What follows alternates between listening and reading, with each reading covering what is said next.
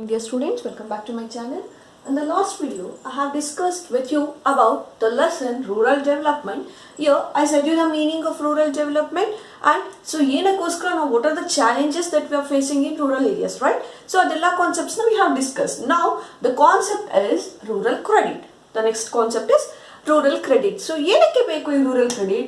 How we can define that rural credit? ಹೆಂಗೆ define ಮಾಡ್ತಾ ಹೋಗ್ತೀವಿ rural credit ನ? So, here, credit available for the rural people for both agriculture and non-agricultural activities. That is termed as rural credit. So how we can define that rural credit? The credit available for the rural people for both agriculture and non-agricultural activities, that is termed as rural credit. Andre agriculture purpose ge matte non-agricultural purpose ge yen sala sigutte adanna navu ಏನಂತ ಹೇಳ್ತೀವಿ rural credit. So what is rural credit? The credit available for the whom to the rural people for both agriculture and non-agricultural activities. Agriculture ಮತ್ತೆ non-agricultural activities ಗೆ ಏನೆಲ್ಲ credit ಸಿಗುತ್ತೆ, that's what we call rural credit. So why the rural people will need this money? ಏನಕ್ಕೆ credit ಬೇಕು ಅವರಿಗೆ? Because there is a time gap between the harvesting and income generating. ಹೌದಾ?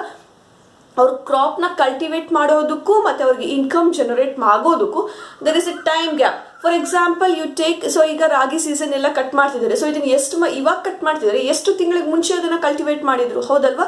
So there is a time gap between cropping and harvesting. Okay, ಇದ್ರ ಮಧ್ಯೆ ಒಂದು ತುಂಬ time gap ಇರೋದ್ರಿಂದ they need credit. So ಇವಾಗ ಇವತ್ತು ಹಾಕ್ಬಿಟ್ಟು ಇನ್ನು 3 ತಿಂಗಳವರೆಗೂ ಅವ್ರಿಗೆ ಇನ್ಕಮ್ ಬರಲ್ಲ ಅಂದಾಗ how they will lead the life, ಹೌದಲ್ಲ? ಹೆಂಗೆ ಅವ್ರ ಜೀವನನ ಮಾಡೋಕ್ಕಾಗುತ್ತೆ?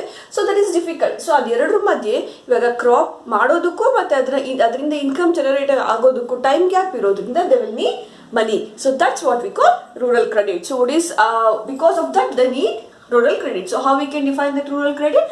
The credit available for the rural people for both agriculture and non-agricultural activities, that is termed as rural credit. So why they need credit? Because there is a time gap between crop cultivation and crop cutting. ಇದರ ಮಧ್ಯೆ time gap ಜಾಸ್ತಿ ಇರೋದ್ರಿಂದ so they need credit. So in olden days the rural people they will get money from zamindars, landlords and traders. ಹೌದಲ್ವಾ? So in India ancient period ಅಲ್ಲಿ the rural people will get money from zamindars, landlords and traders. So ಇವರಿಂದ they will take money. ಯಾರ್ಯಾರ ಕಡೆಯಿಂದ? zamindar, landlords and traders. So from these peoples the rural people will bought money. Okay, so ಯಾರ ಕಡೆಯಿಂದ ಸಾಲ ತಗೋತಾ ಇದ್ರು? The rural people bought money, they will take loan from zamindars, landlords and traders. So these people they will cheat the farmers. So ಇವರು ಅವರನ್ನ cheat ಮಾಡ್ತಾ ಇದ್ರು. ಯಾರನ್ನ? ಫಾರ್ಮರ್ಸ್ನ. How they will cheat the farmers? By manipulating the accounts. Okay, ಅಂದ್ರೆ 10 kg ಆಗಿದ್ರೆ ಅಲ್ಲಿ 5 kgs ಅಂತ ಮೆನ್ಷನ್ ಮಾಡೋದಾಗಿರ್ಬೋದು. Or by charging high rate of interest. Okay, by charging high rate of interest. Okay, ಈ ತರ the money lenders and traders and zamindars they will cheat the farmers by manipulating the accounts and next by manipulating the accounts ಆದ್ಮೇಲೆ by using faulty measures. Okay, faulty ಮೆಷರ್ಸ್ನ use ಮಾಡುವಂಥದ್ದಾಗಿರ್ಬೋದು and charging high rate of interest. So ಇದೆಲ್ಲ ಏನಾಯಿತು, which will leads to the rural people in the death trap.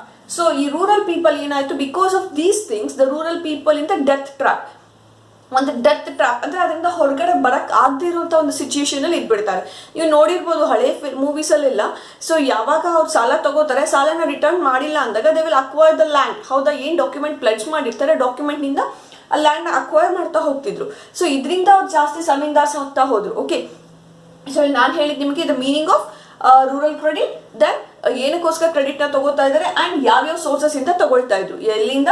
Zamindars ಇಂದ, landlords ಇಂದ and traders ಇಂದ. So these members they will cheat the farmers by manipulating the accounts and using faulty measures and charging high rate of interest. Okay, so ಇವಾಗ ಯಾವಾಗ ಈ ತರ ಜಾಸ್ತಿ cheat ಮಾಡಕ್ ಶುರುವಾಯಿತು, so there is a intervention of the government in the agriculture sector ಆ rural areas.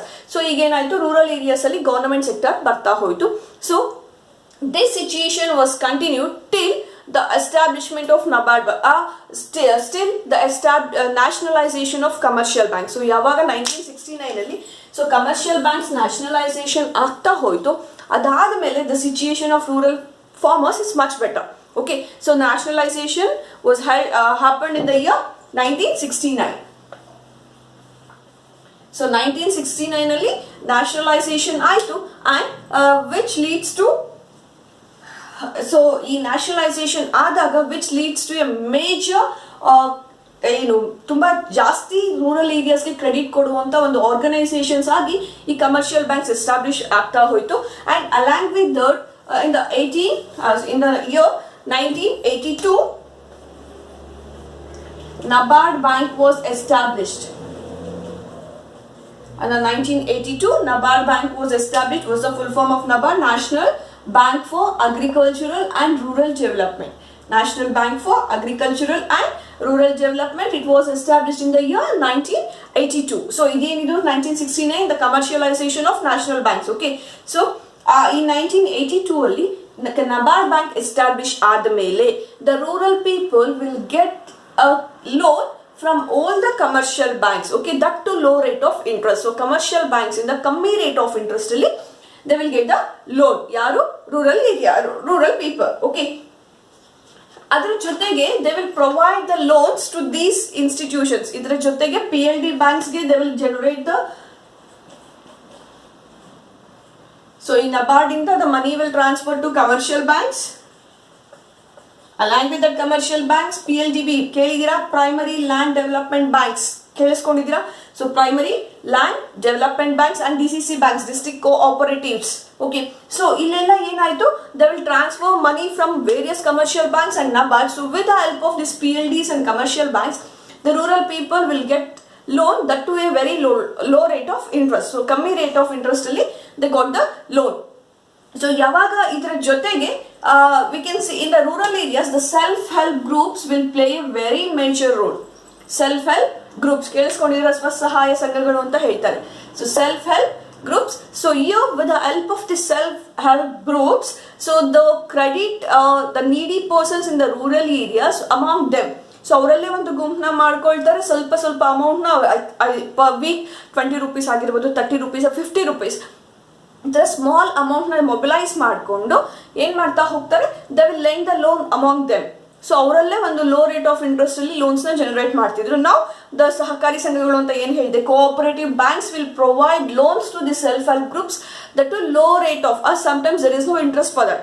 Okay, interest ಇಲ್ದೇನೆ cooperatives will provide loans to self-help groups. So idra ಈ self-help groups importance ಏನು ಅಂದ್ರೆ it will generate the income mobilizing capacity of the women of financing financial matters ಅಲ್ಲಿ ಯಾವ ತರ interest calculate ಮಾಡಬೇಕು ಇದೆಲ್ಲದನ್ನು ತಿಳ್ಕೊಳ್ಳೋಕೆ self-help groups it's a major it will play a very major role. So ಇದು clear ಆಗಿದೆಯಾ ನಿಮಗೆ?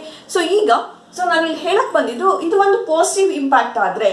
Okay, so negative side ಅಂತ ಹೇಳಕ್ ಹೋದ್ರೆ ಅದೊಂದು ಕ್ರಿಟಿಕಲ್ ಆಗಿ ನಾವು ಈ ವಿಷಯದ ಬಗ್ಗೆ ಮಾತಾಡಕ್ ಹೋದಾಗ,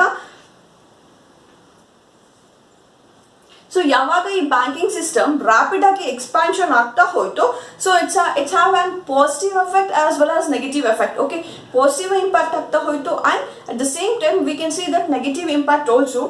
ಸೊ ಅದರಲ್ಲಿ ಪಾಸಿಟಿವ್ ಅಂತ ಹೇಳ್ತಾ ಹೋದಾಗ it help the farmers to provide the loans and to provide loans and by providing loans that to a very low rate of interest ಅಂತ ನಾನು ಆಲ್ರೆಡಿ ಹೇಳಿದ್ದೀನಿ ನಿಮಗೆ. ಬಟ್ ಇಲ್ಲಿರುವಂಥ ಒಂದು ಥಿಂಗ್ ಏನಂದ್ರೆ just the rural banks they will act as a lender to the rural people. So ಅವ್ರು ಹೆಂಗೆ ಕೆಲಸ ಮಾಡ್ತಿದ್ದಾರೆ, just we are the lenders of loans ಅಂತ ಆಕ್ಟ್ ಮಾಡ್ತಿದ್ದಾರೆ. But the real role of the banks they have forgotten. ಏನು, ಬರೀ loan ಕೊಡೋದು ಮಾತ್ರ ಬ್ಯಾಂಕಿಂಗ್ ಸಿಸ್ಟಮ್ ಕೆಲಸ ಅಲ್ಲ. Along with that, so they have to inculcate the habit of depositing. Okay, ಯಾವಾಗ ಅವ್ರಿಗೆ ನೀಡ್ ಇರುತ್ತೆ they will provide the loan of course. So ಯಾವಾಗ ಅವರಿಗೆ ಇನ್ಕಮ್ ಜನರೇಟ್ ಆಗುತ್ತೋ what they have to do, so they have to invest their money in the bank or they have to deposit their money in the bank. So ಈ ಒಂದು habit ನ ಜಾಸ್ತಿ ಮಾಡ್ತಾ ಹೋಗೋದು that's a responsibility of the banking system. Okay, but the rural banks were failed in depositing the money from rural people. So rural people's ಕಡೆಯಿಂದ ಮನಿನ deposit ಮಾಡೋದ್ರಲ್ಲಿ ಈ banks ಎಡುತ್ತಾ ಇದ್ದಾವೆ. But just they will act as A we are lenders of lone ಅಂತ act ಮಾಡ್ತಾ ಹೋಗ್ತಿದ್ದಾರೆ. Okay, this is about the concept rural credit. ಇಲ್ಲಿ ಹೇಳಿದ್ದು the credit available for the rural people for both agriculture and non agriculture. So agriculture ಅಂತ ಬಂದಾಗ agriculture ಪರ್ಪಸ್ಗೆ ಅದು crop ತಗೊಳ್ಳೋಂಥದ್ದಾಗಿರ್ಬೋದು, cut ಮಾಡೋಕ್ಕಾಗಿರ್ಬೋದು, ಅಥವಾ ಇನ್ಯಾವುದೋ ಫರ್ಟಿಲೈಸರ್ಸ್ನ ತಗೊಳಕ್ಕಾಗಿರ್ಬೋದು, ಇದಕ್ಕೆಲ್ಲ ಏನು ಲೋನ್ ಸಿಗುತ್ತೆ ಅದನ್ನ ರೂರಲ್ ಕ್ರೆಡಿಟ್ ಅಂತ ಹೇಳ್ತಾ ಹೋಗ್ತೀವಿ. ನಾನ್ ಅಗ್ರಿಕಲ್ಚರ್ ಏನು ಹಳ್ಳಿಗಳಲ್ಲಿ ಈಗ ಜಾತ್ರೆಗಳಾಗತ್ತೆ, ಅದಕ್ಕೆ ಬೇಕಾಗತ್ತೆ, ಮದುವೆಗಳಾಗತ್ತೆ, ನಾಮಕರಣ ಆಗುತ್ತೆ, ಇದೆಲ್ಲದಕ್ಕೂ the need money. That's what we call non agricultural activities. Okay, so ಇದು ಒಂದು ಕಾನ್ಸೆಪ್ಟ್. ಇದು ತುಂಬಾ clear for it's very important for 6 marks. Okay, ಇದು ಕ್ಲಿಯರ್ ಆಗಿದೆಯಾ ನಿಮಗೆ? ಸೊ ನಾನು ಮತ್ತೆ ಹೇಳ್ತಾ ಹೋಗ್ತೀನಿ ನೋಡಿ. The meaning of rural credit. What is rural credit? The credit available for rural people for both agriculture and non agricultural activities. That's what we call rural credit. So ಎಲ್ಲಿಂದ ತಗೊಳ್ತಾ ಇದ್ರು, ಏನಕ್ಕೋಸ್ಕರ they will take the loan? Because there is a time gap, huge time gap between crop cultivation and income generating. So ಇವತ್ತು ಬೆಳೆ ಹಾಕಿದ್ರೆ ಇನ್ ಯಾವತ್ತೂ return ಬರ್ತಿದ್ರಿಂದ they will take loan. Okay, so at the beginning days they will take loan from zamindars, traders and money lenders. So these people, they will cheat the farmers by manipulating the accounts and using faulty measures. Okay, and so it which all leads to be the death trap of rural people. So in the rural peoples, they will be in the death trap al ironge haidu. Okay, so after the establishment of NABARD in the year 1982. So before that, the situation of the rural people has been improved through the nationalization of commercial banks in the year 1969. Okay, and the establishment of NABARD in the year 1982, which leads to a major impact for providing loans to the rural people.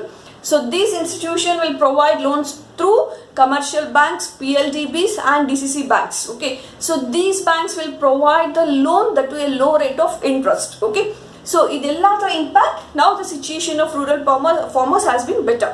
Okay, but idu one impact adre just the banks, this PLDBs agirbodu or DCC banks, regional rural banks, just they are acting like a lender of loan.